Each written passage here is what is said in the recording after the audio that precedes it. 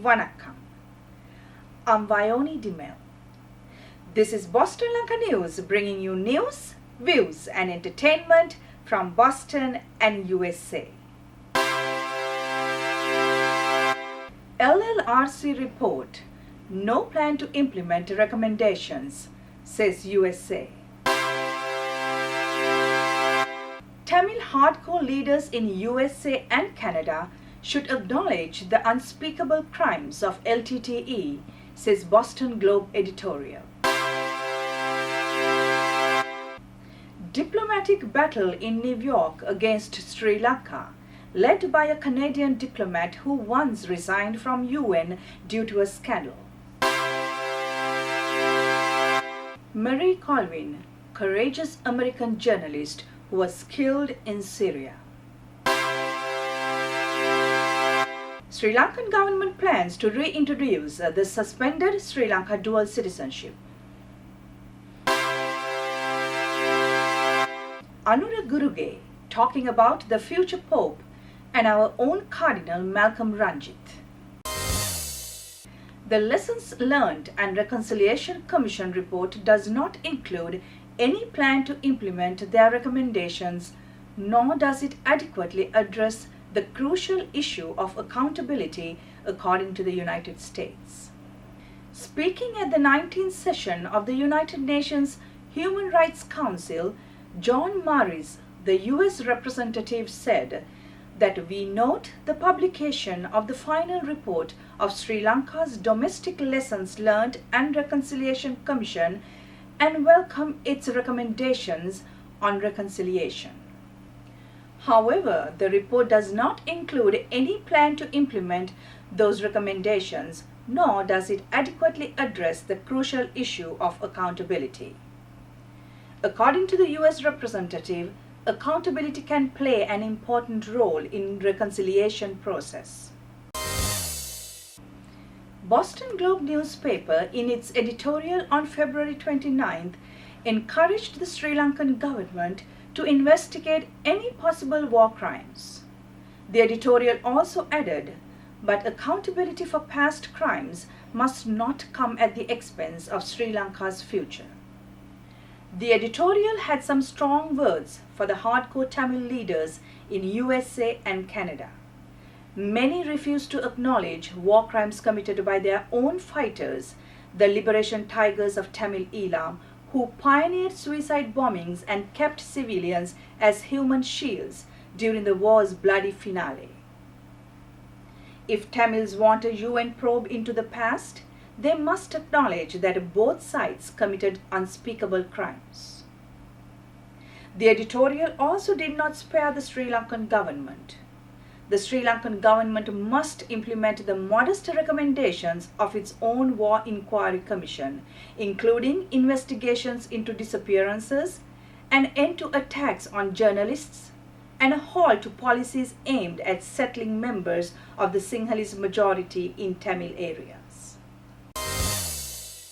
While lots of attention was in Geneva, where Sri Lanka was battling against the US-sponsored resolution, another diplomatic battle was also raging thousands of miles away in New York. That all began when the Canadian diplomat Louis Frechette, who is the chairperson of the United Nations Special Advisory Group on Peacemaking, challenged the participation of General Shavindra Silva at the advisory group. Frechette's objections were based on General Silva being the commander of 58th Division of the Sri Lanka Army, which has been accused of atrocities in the final Eelam War.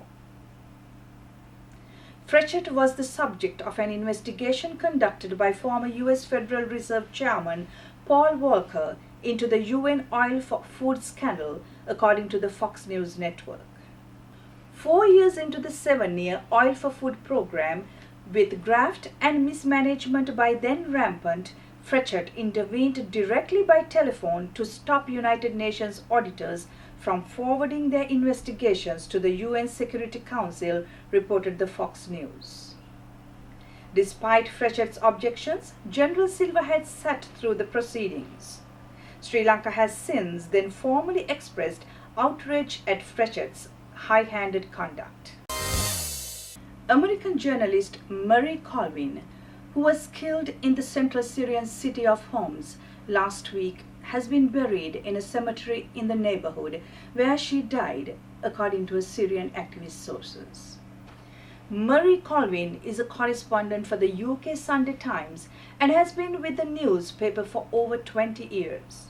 She has covered conflicts in the Balkans, Chechnya, East Timor, Israel, Palestine, Iraq, Sri Lanka, and pretty much anywhere else things are blowing up.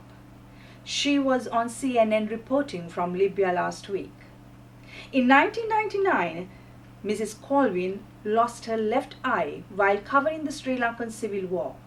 In 2010, Mrs. Colvin won the British Press Award for Best Foreign Journalist of the Year. Mary Colvin was the last journalist the LTTE's political head, B. Nadesan, and the director of LTTE Peace Secretariat, S. Pulidevan, were talking to in May 2009 before they were killed by the Sri Lankan armed forces. In an interview with the Sunday Observer, Chulananda Pereira, the Controller General of Immigration and Emigration, said that the currently suspended issuance of dual citizenship to eligible persons of Sri Lankan origin who have acquired citizenship of the countries of their migration will be reintroduced shortly with some modifications. A proposal has already been submitted on the matter to the Ministry of Defence, who in turn will submit a cabinet paper soon. On approval of the cabinet paper, the dual citizenship system will be reintroduced, said Mr. Pereira. Anura Guruge is a professional writer and an independent technical consultant who lives in New Hampshire. His latest book, The Next Pope 2011, deals in detail with the traditions, the politics, the laws, the presidents, and the pertinent history of papal elections. So what made you interested in researching and writing about Vatican, especially about popes and their history? The popes, and if you look at papal history, one thing that immediately strikes you is that papal history covers every aspect of human endeavor, whether it's art, whether it's war, and these days even sex, also anything. Every aspect of human endeavor for the last 2,000 years has been touched upon by the popes and papal history. So that's something that fascinates me, is that just by studying popes, I get to see so much about European history, and not even European history, Latin American history, architecture.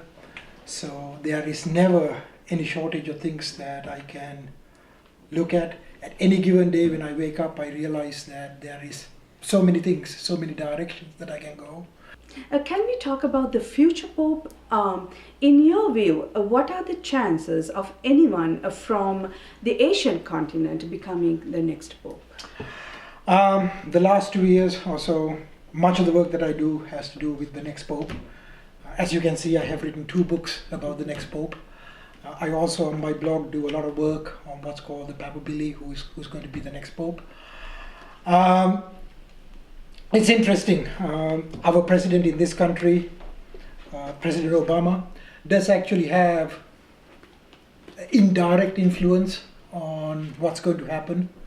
In 2009, I thought that there was a possibility that we could have a non-European, non-Latin American pope. I could be wrong, but I don't think that's going to be the case.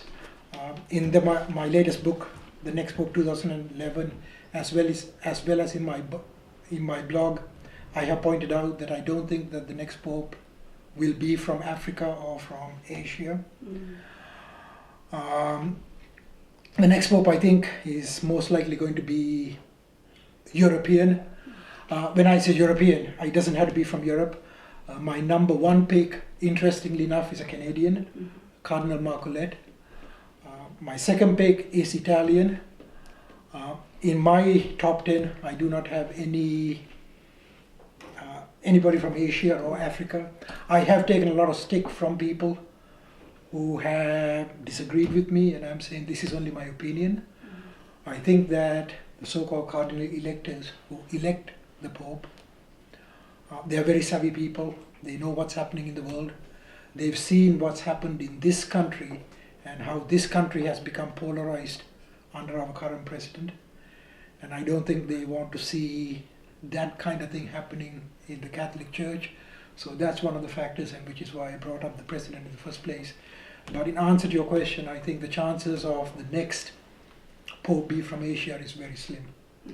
Could you tell us a little bit about our Sri Lankan Cardinal Malcolm Ranjith?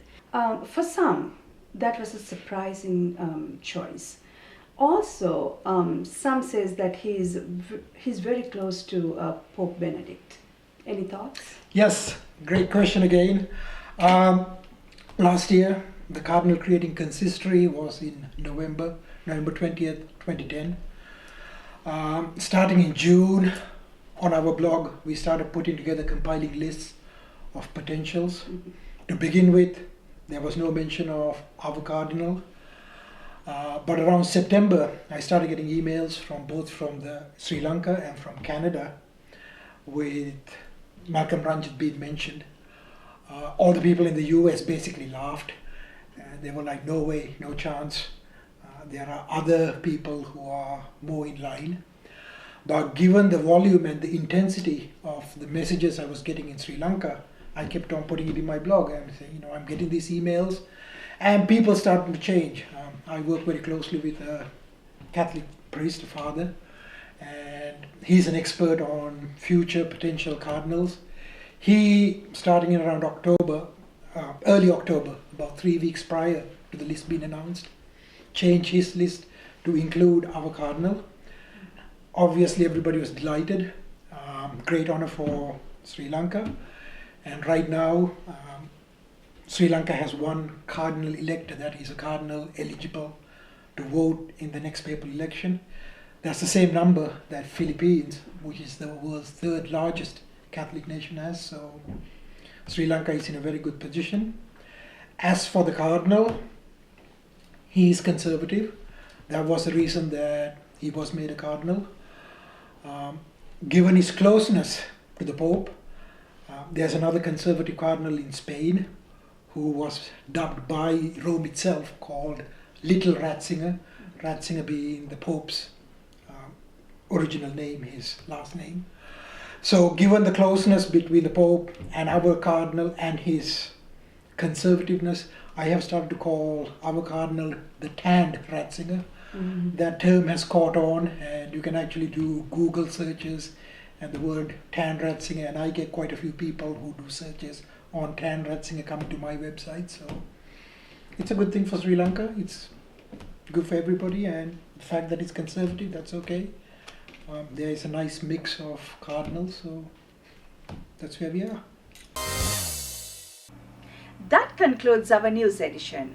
We meet you again with another news edition of News, Views and Entertainment from Boston and USA. Till then, goodbye.